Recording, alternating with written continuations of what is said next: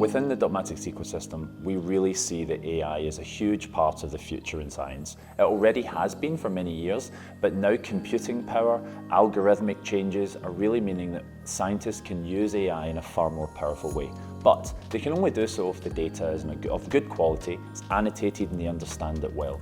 That will allow them to build on that, and they will be able to understand the data better and trust the predictions, or potentially even the generative world that could come from that. So I think what I see as at Dotmatics, our job is to provide data back to our customers in a format that allows them to have this AI future, but to trust the data, to be providing it to them in a fashion that means that they will be able to trust the outcomes.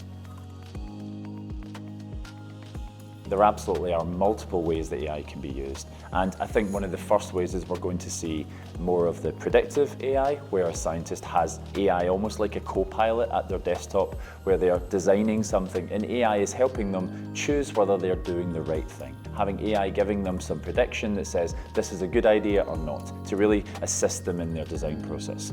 I also see that the further term future is really using AI in a more generative fashion. So rather than the scientist having to come up with all the ideas, you'll have AI giving some suggestions back to the scientist at the desktop to guess what could be good based upon the data that the AI has seen at that time. So that world will help in the drug design process. So I think that's a huge part of it. But also I see the combination of data coming from clinical trials being brought back into early R&D data. Because at the moment those systems are so separate that there's no real way of using that clinical data and correlating it back to what we saw in preclinical studies. So I can see the use of AI to be able to make those correlations, finding that needle in the haystack, which is super complex because the data volume is so large, and being able to identify potential drug repurposing or components like that.